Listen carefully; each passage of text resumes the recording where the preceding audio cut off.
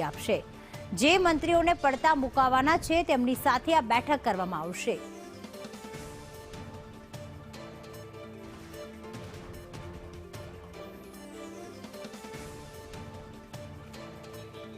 હિરેન અમારી સાથે જોડાઈ ગયા છે લાઈવ। હિરેન, 3 વાગે મુખ્યમંત્રી નિવાસસ્થાને બેઠક મળશે, તેઓ મુંબઈથી પરત આવશે, ત્યારબાદ આ બેઠકનું આયોજન કોણ કોણ ઉપસ્થિત રહેશે અને કેટલા મંત્રીઓ હાજર રહી શકે છે? કારણ કે એ સંભાવના છે કે જેમને પડતા મૂકવામાં આવનાર છે તેમને તેમાં આ બેઠકમાં હાજર રહેશે।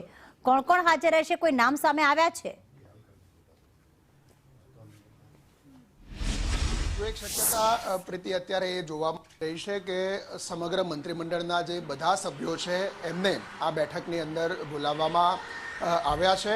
એમને 3 વાગે મુખ્યમંત્રી નિવાસસ્થાને પહોંચવા માટે સૂચના આપી છે। ત્યાં સુનિલ બંસલ, પ્રદેશ અધ્યક્ષ, મહામંત્રી રત્નાકર અને અન્ય હોદ્દેદારો હાજર રહેશે। જે સૂચના આપવામાં આવી છે તે અંતર્ગત તમામ મંત્રીઓના રાજીનામા આજે લઈ લેવામાં આવશે આ બેઠકમાં।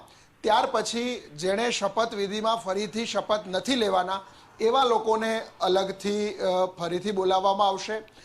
એ સ્થિતિ અત્યારે દેખાઈ રહી છે, કારણ કે જે મંત્રીઓ છે એમાંથી કેટલાકને કેબિનેટ મંત્રી તરીકેનું પ્રમોશન મળવાનું છે, કેટલાકને સિનિયર મંત્રીઓ છે એમાંથી સિનિયોરિટીનો ચેન્જ થશે। બીજા કે ત્રીજા નંબરના હોય તો એને બીજા નંબરે જવા મળે, ચોથા નંબરના અને ત્રીજા નંબરે, બીજા નંબરે, એ પ્રકારના ફેરફારો પણ ક્યાંક દેખાઈ રહ્યા છે। એટલે તમામ મંત્રીઓના રાજીનામા આ બેઠકમાં લઈ અને તમામ નવા જે મંત્રીઓ હશે એ આવતીકાલે ફરીથી શપથ લેશે। એ સિવાય જે મંત્રીઓને ફરીથી નથી લેવાના એવા મંત્રીઓ જે છે એમને સંગઠનના હોદ્દેદારો અને મુખ્યમંત્રી સાથે એમને બેઠક કરવામાં આવશે ને એમાં પાર્ટીનો જે નિર્ણય છે એ નિર્ણય એમને કહેવામાં આવશે। સામાન્ય રીતે તમામ લોકોએ આ નિર્ણયને સ્વીકારી અને ફરીથી ધારાસભ્ય તરીકે કામ કરવાનું છે એ પ્રકારની સૂચના આ બેઠકમાં આપવામાં આવશે। એક ઔપચારિકતા અને માહિતી માટેની આ ઇન્ફોર્મલ બેઠક છે, જેમાં રાજીનામાના જે કાગળો તૈયાર છે એમાં એમની સહી કરાવવામાં આવશે।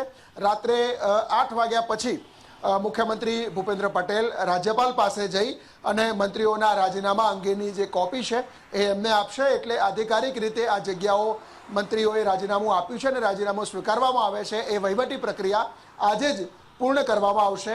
અને એ સાથે મુખ્યમંત્રી નવા મંત્રીમંડળની એક કોપી છે એ પણ રાજ્યપાલને આપશે અને આવતીકાલે શપથવિધિમાં આટલા કેબિનેટ મંત્રી, આટલા રાજ્યકક્ષાના મંત્રીઓ શપથ લેશે એ યાદી રાજ્યપાલને વહીવટી પ્રક્રિયાના ભાગરૂપે સુપ્રત કરવામાં આવશે।